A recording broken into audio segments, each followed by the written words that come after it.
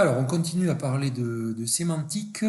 Donc, on a vu ce qu'était une évaluation. Bon, c'est assez lourd à mettre en place. Pourtant, il n'y a pas grand-chose de nouveau, hein. Il y a principalement ces deux formules-là concernant les quantificateurs qui sont apparues, plus la formule pour une évaluation d'une formule atomique. Bon, on a vu ça sur un exemple.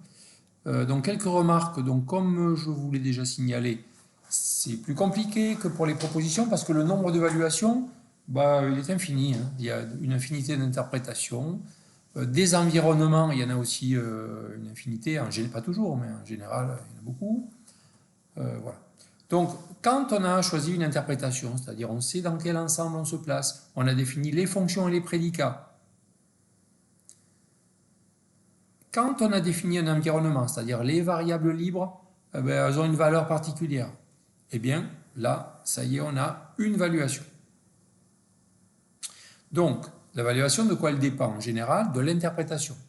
C'est ce M-là avec les deux traits, hein, c'est-à-dire l'ensemble des fonctions, ce que représentent les fonctions et ce que représentent tous les prédicats.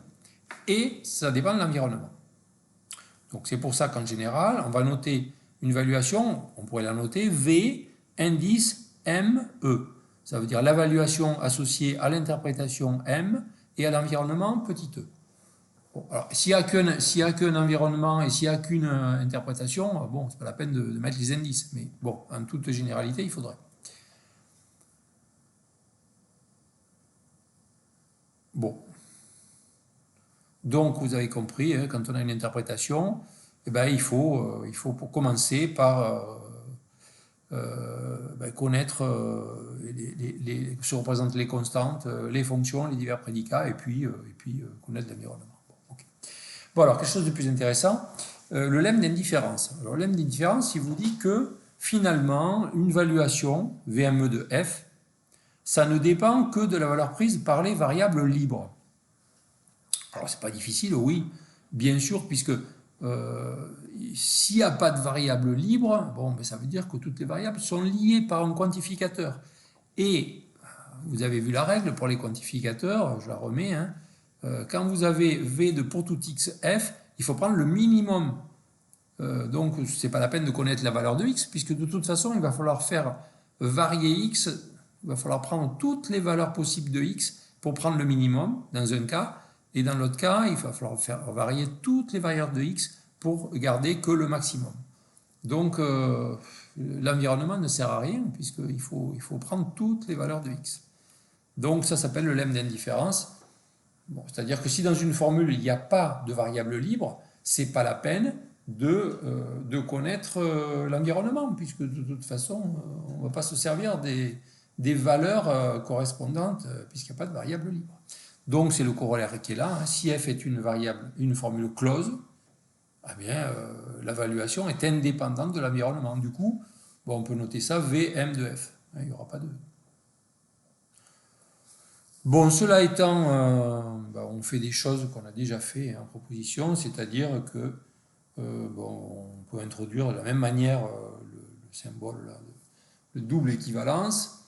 On peut introduire top, qui est le contraire de la négation de bottom. Bon, tout ça, ça marche toujours. Et puis, on va dire ce qu'est un modèle et un contre-modèle. Alors, ça, c'est pas difficile, c'est vraiment...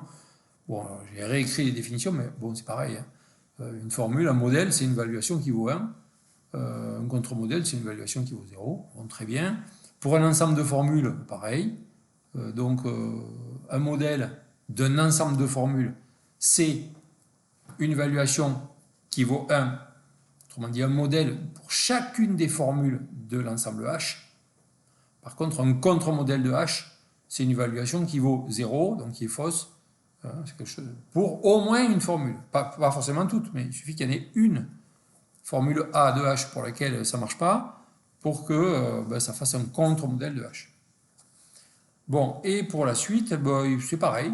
Il y a juste un petit changement de vocabulaire, c'est-à-dire que en logique des prédicats, on ne parle plus de tautologie. Tautologie, c'est un mot qui est réservé à la logique des propositions.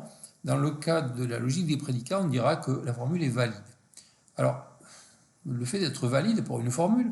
En logique des prédicats, c'est quand même plus dur, hein, parce qu'il faut que la formule, elle marche dans toutes les interprétations possibles. Qu'on parle des entiers ou de l'ensemble des trottinettes ou de l'ensemble des villes de France. Enfin bref, on peut imaginer appliquer le truc à peu près n'importe quoi. Et donc, dans toutes les interprétations, il faut que notre formule, elle reste vraie. Sa valuation, quelle que soit la valuation, ça soit égal à 1. Bon, donc ça va être un peu plus dur ça. Satisfiable, ça veut dire toujours qu'on peut trouver au moins un modèle. Insatisfiable, ça veut dire qu'il n'y a pas de modèle. C'est-à-dire toutes les évaluations sont des contre-modèles. Et puis invalide, attention, c'est le contraire de valide. Bon, ça on l'avait déjà vu.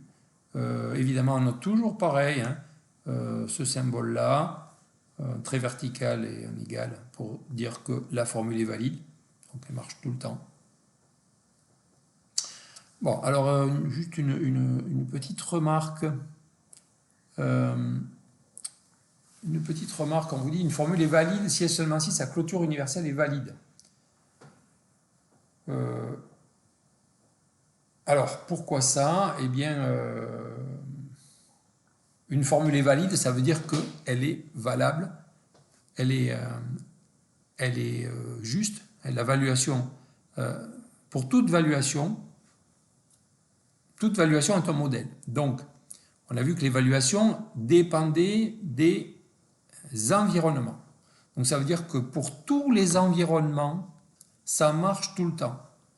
Donc, ça revient à dire que, par exemple, si j'ai un x qui apparaît dans ma formule, eh bien, quelle que soit la valeur de x, quel que soit l'environnement, il faut que ma formule soit valable. Ça revient à dire que ma formule, il faut qu'elle soit valable pour tout x.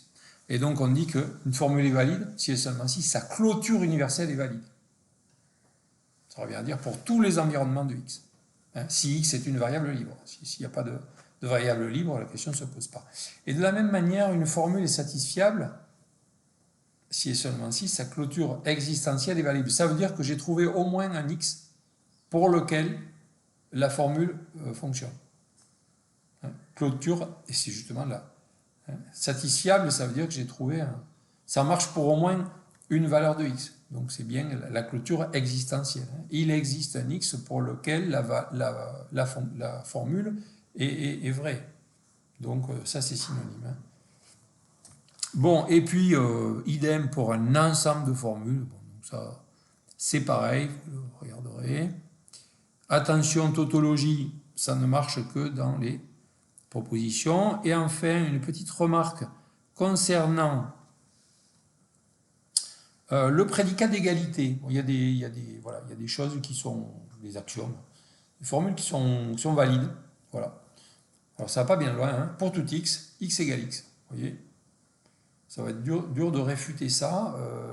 Quel que soit x, c'est-à-dire x, ça peut se placer dans n'importe quelle interprétation. X est égal à x, on ne va pas discuter là-dessus. Ça, c'est une formule qui est valide.